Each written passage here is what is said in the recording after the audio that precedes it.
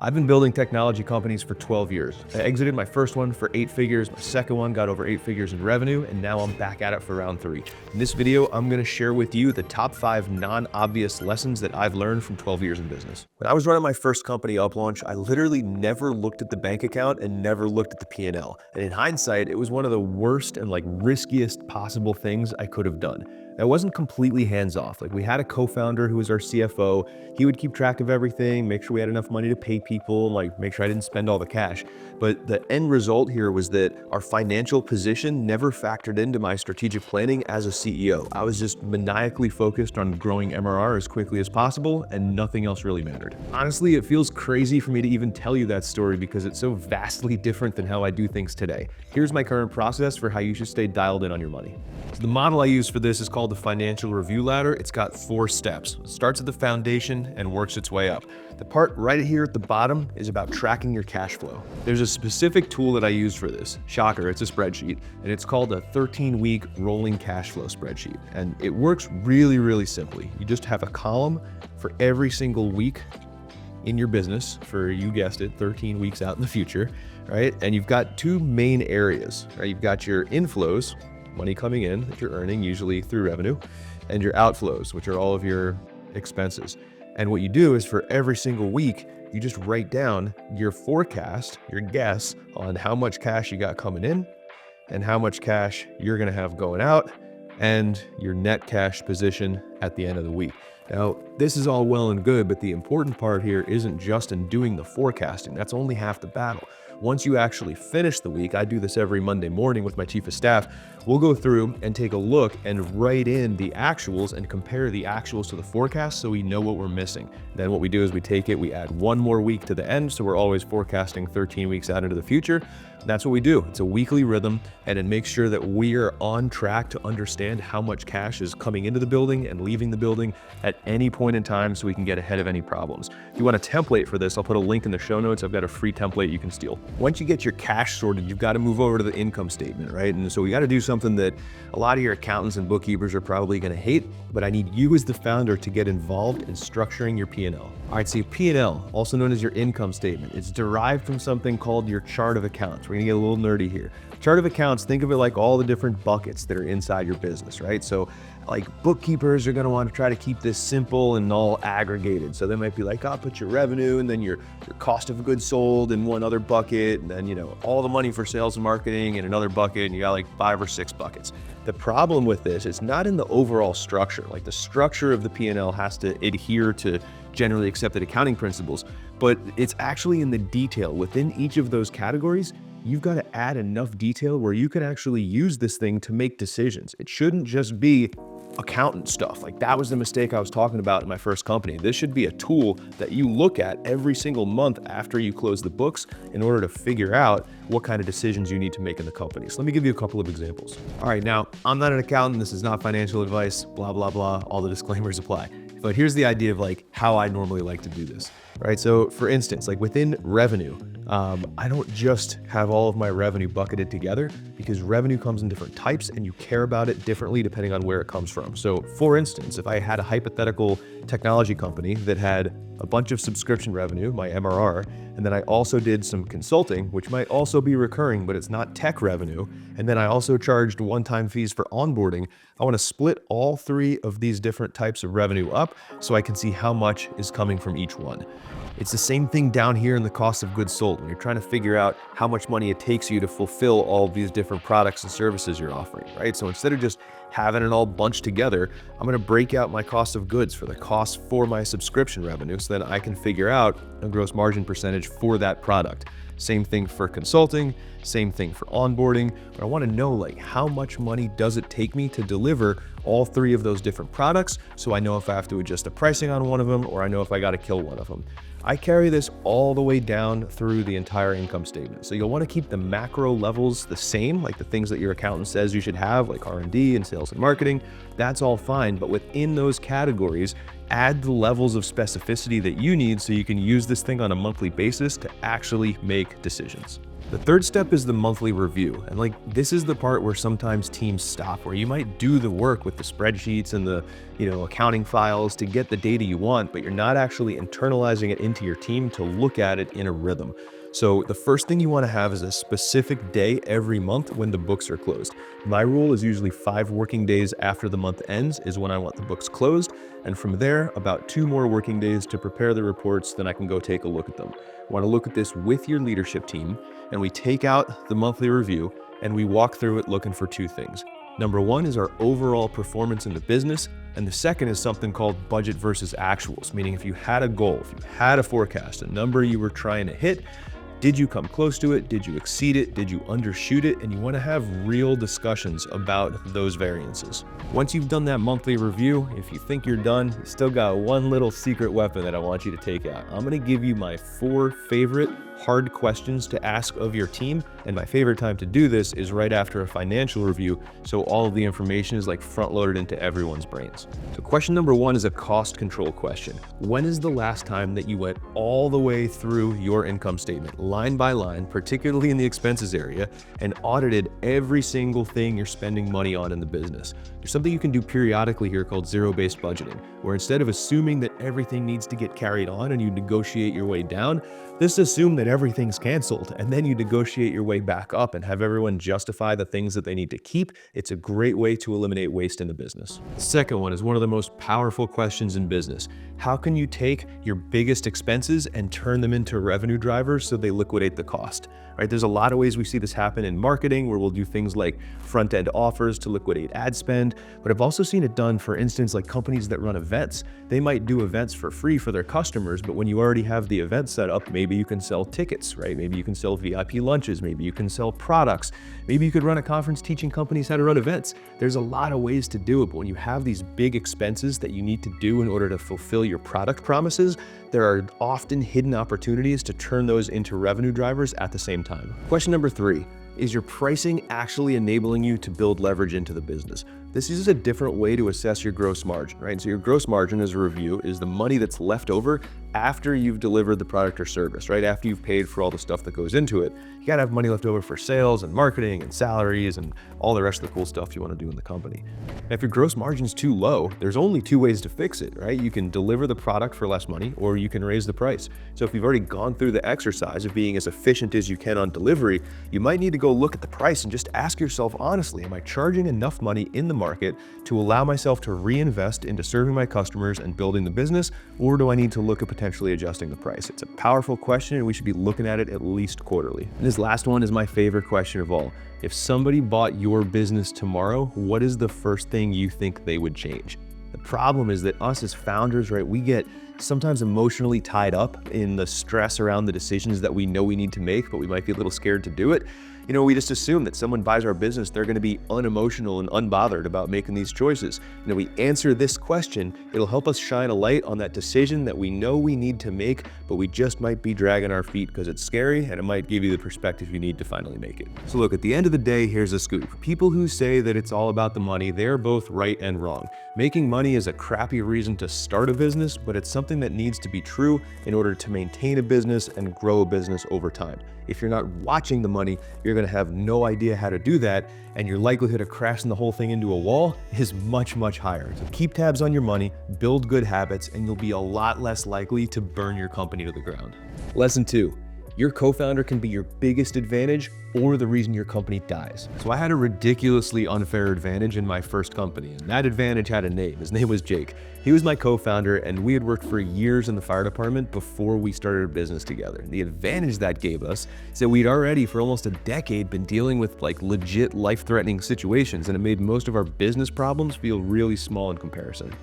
But when I sit down to think about it, I realize that there's a few principles that anybody who's starting a business and looking for a co-founder can take from this, and you don't have to spend 10 years in the fire department to do it. So if I were starting a business again and I needed a co-founder and I didn't have a guy like Jake in my life, here's how I would approach it. So just like any other process in life, I look at this as a funnel, and the top of funnel activity for finding a co-founder is conversations. The cool thing about this is that it can work even if you don't know anyone, even if you got no network. It's just a numbers numbers game. You've got to put your idea out there into the world, go to the places, go to the conferences, go to the user groups online, go wherever you can to find people in the industry you're serving and talk to as many of them as possible. Now, if you're a first-time founder, this might terrify you because a lot of first-time founders are like, oh, let me sign my NDA before I tell you my idea. No one's gonna steal your idea. Your idea isn't worth shit. Or hey, the business that you build from the idea is the only thing that has any value. And so what you have to do is get out there and talk to as many people as you can. Set a goal to have 100 conversations with people who you might want to start a business with, and that is the first step. Once you start to have these conversations, the next thing you got to do is evaluate the quality of the conversation you're having. I think about this very clearly in my head because in my eyes, there's only two ways these conversations go. They either get focused on the product or they get focused on the deal. Here's what I mean.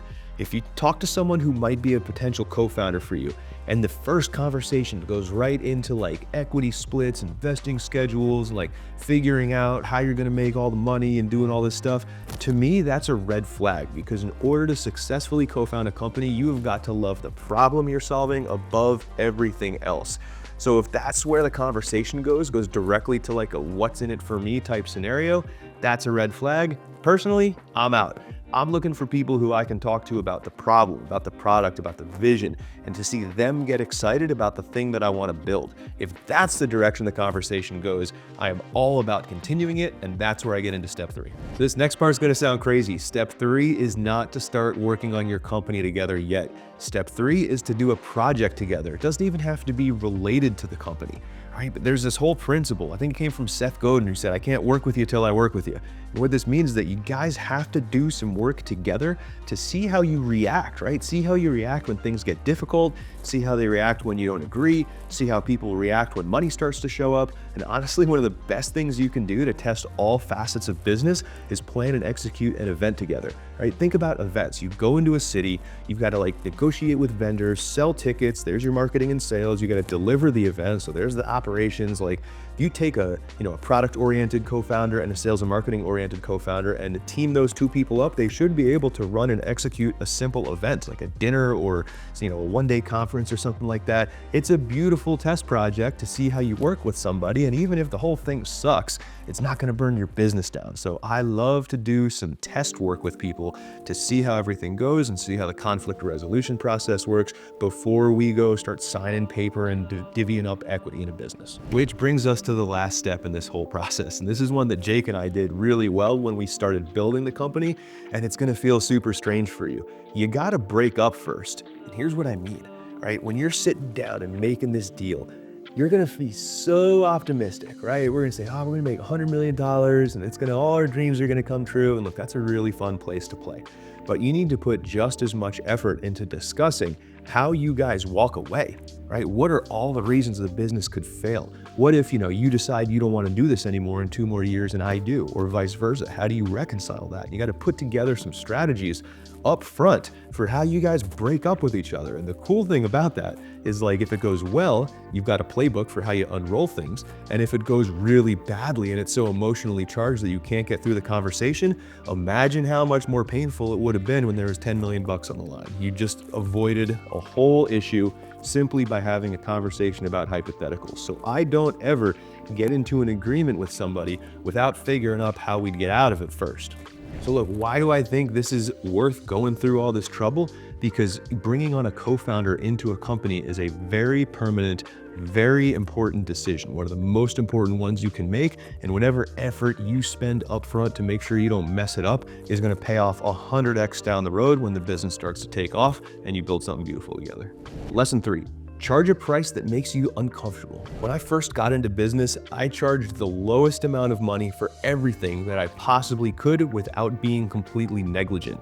Mostly because I wasn't that confident in what I was doing yet. And even when I started my first software company, we started out charging like $150 a month because that felt astronomically high to me. And I only raised it once we started doing like a 50% revenue share deal with a partner. And I realized that I had to raise the price in order to make the numbers work. The whole time I was running that business, I never once considered doing my pricing based on the value that I was providing to the market. What a crazy idea. I can tell you now, looking back, that if I had done that, not only would my business have looked a lot different, but it also would have kept the pressure on us as the product guys to make sure that we were delivering the value to back up the price that we were charging. charging. Like the incentives align very, very quickly. The root cause of that entire problem was fear.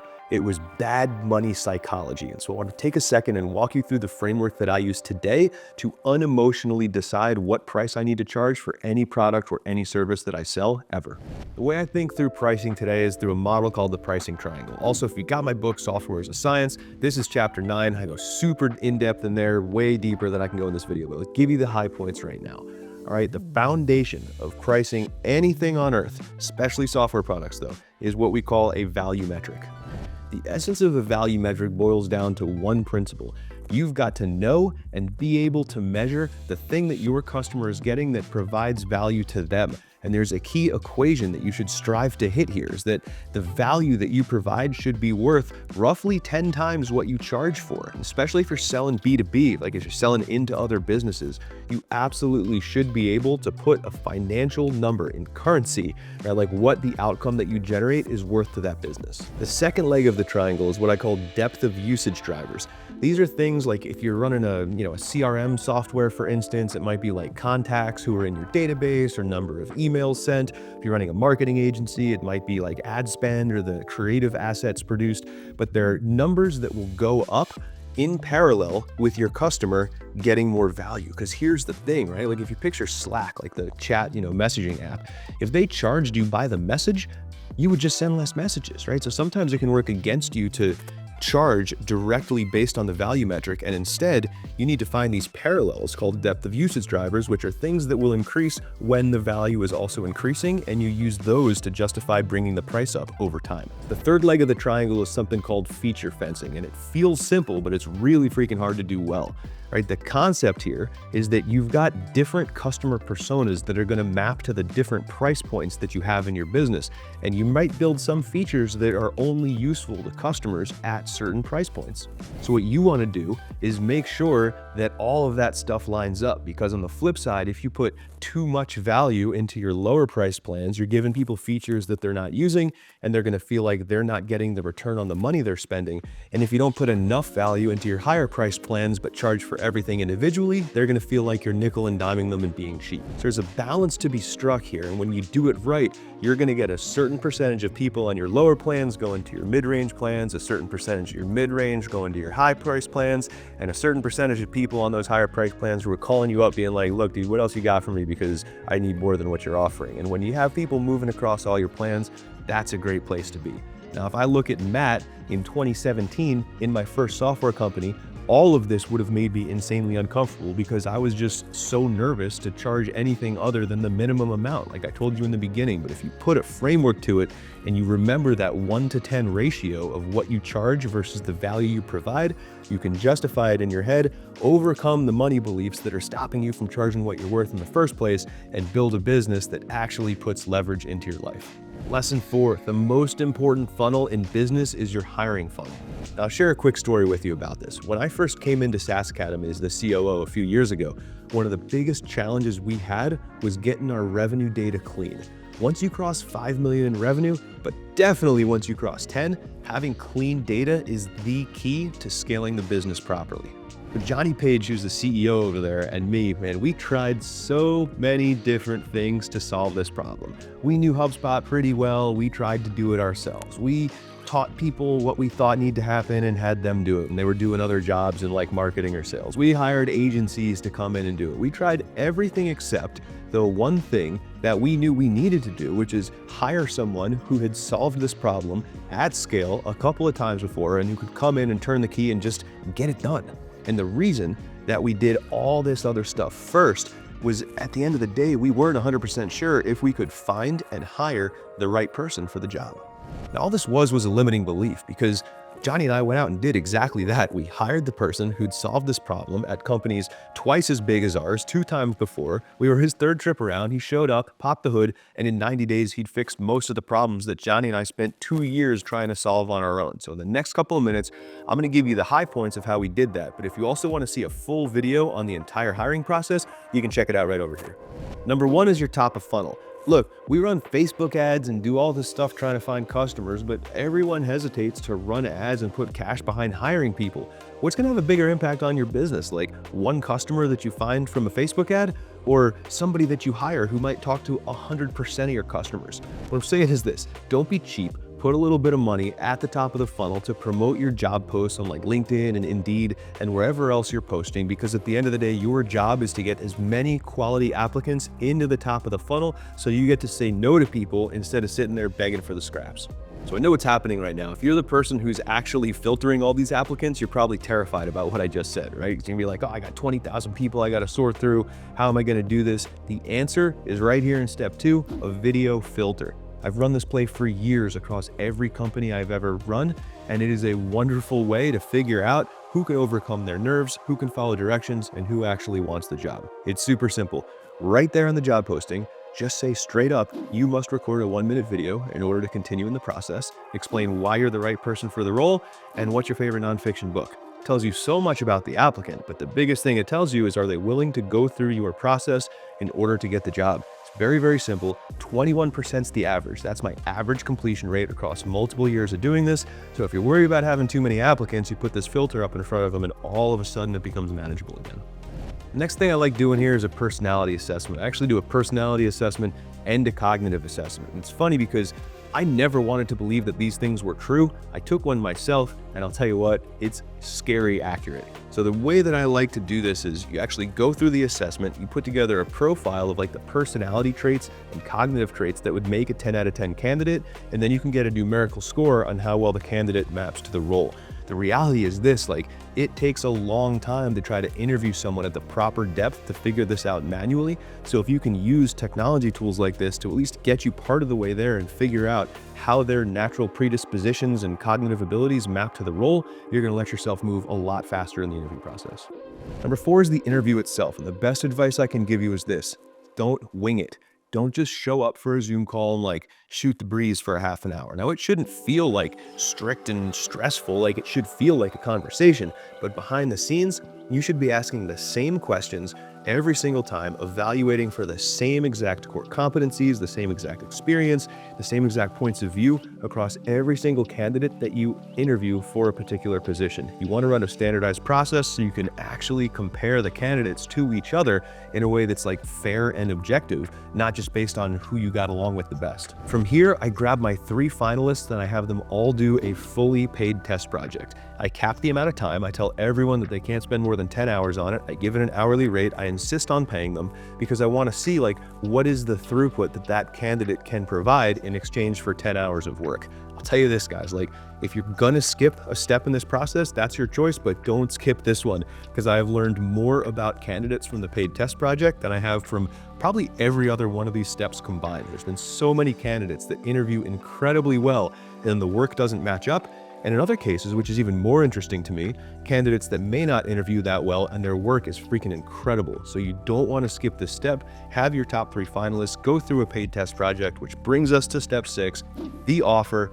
This is when you actually get the job done, right? They've gone through the test process, you make the offer, and the biggest mistake I've seen happen is that you send the offer out and you assume that the job's done, right? Sending a job offer is just like closing a deal. A job is not done until the offer is signed and the person has a start date and they get in the door. You gotta treat it with that same sense of urgency, just like you do in sales. This is like the 80-20 of the talent process that I run. Again, I've got the full video available if you want to dig into the process a little bit further. But if I was going to give you a list of 6 pieces of advice, how to hire A players that can solve crazy difficult problems for you in like 90 days, this is exactly how I do it. Look, if you had asked me 6 months before I sold my first company whether or not I was planning on selling it, I absolutely would have told you that I wasn't.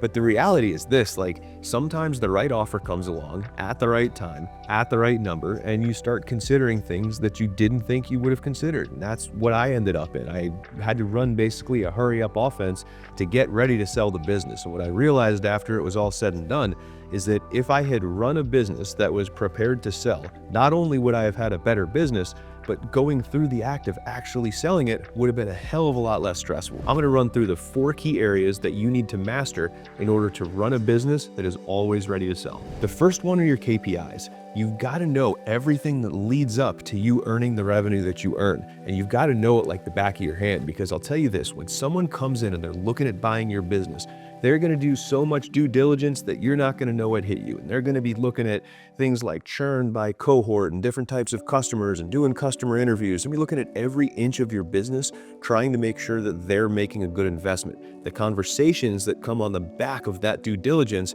are going to lean in your favor if you know your data well enough to show up solid at the negotiation table. But if you've never done due diligence on your own business, meaning like looked through and tried to find all the weak points in the business, if you haven't done that exercise yourself, you're not going to be prepared to have that conversation when the chips are actually down. So the first things first, you've got to know how your business works. You've got to have solid data of everything that leads up to revenue, and you got to know it like the back of your hand. The second area are your financials, and these are different than data. Like the data and KPIs is upstream of revenue. This is downstream of revenue. So you've got to know, like, where does your revenue come from? How long do you usually keep it? What are your cost structures, your gross margin, your sales and marketing expenditure, your customer acquisition cost? All of these different financial metrics, because I will tell you what, the person buying your company probably cares about most of them more than you care about them today. The other thing that's critical on finance is different than the business due diligence. There's also going to be an accounting due diligence process. Like for me, I was on cash books and I didn't even know what accrual accounting was. It's crazy. And so I actually had to convert my books from cash to accounting to go through due diligence in order to be able to put them in front of people the right way. It was a ton of extra work. And if I had just run my books on accrual accounting to begin with, it would have eliminated a ton of stress from the process. These last two are a little bit less clear, but they're critically important, because the next one is bandwidth. The thing that founders don't realize is that negotiating an acquisition is like getting a second full-time job. The amount of meetings that you have to have, the amount of time you need to spend like reading documents and contracts and thinking through how you're going to have certain conversations and dealing with your team, it is so much on top of running the business. And the problem is that sometimes you can get so distracted managing the acquisition process that you forget to run the business. And if the acquisition falls through, you've taken your eye off the ball on the main thing, and all of a sudden you've had 2, 3, 4 months of subpar performance because you've been neglecting the business itself. So you gotta make sure that you go into this thing with eyes wide open, knowing that you're getting ready to have a season of 80 or 90-hour work weeks, because you gotta keep the business running optimally and manage the process at the same time. The last one is arguably the most important. You've got to manage your mindset. You've got to approach the acquisition conversation from a place of logic, of data, of KPIs, of negotiation, not from a place of emotion and feelings and like identity and self-worth. You've got to be a master compartmentalizer if you're going to get through the acquisition process unscathed. And the last thing that I'll tell you is there's this crazy phenomenon called deal fatigue. You will get to a point in the process where you get so tired of messing with it, you'll just be like, all right, I'll just accept whatever terms there are because I literally just want to stop talking about it and get this deal done and move on with my life. That is a dangerous place to be. So lean on your team, like your lawyers and the people around you, to help you like stay locked in on this process, because that 11th hour, there's a lot that can change there, and you want to make sure that you see this thing through with the same level of intensity that you started it with. If you were to zoom out for a second and look at the trend between all 5 of these lessons that I just went through, you're going to find they all have to do with 3 main things: data, finance, and people. When you're a CEO, you're a founder, you're running a company, this is the job, right? It's literally knowing how your business works, knowing how it makes money and whether or not it does, and knowing how to get the right people on the bus in the right seats in order for you to grow and achieve your goals. If you want more frameworks, tactics, and strategies about how to handle those 3 areas in your business, all you got to do is jump on my free newsletter. I send it out twice a week. You can go to mattverlack.com/newsletter, and there is a link in the show notes. Hope you enjoy this video. Hope you have a killer day. Peace.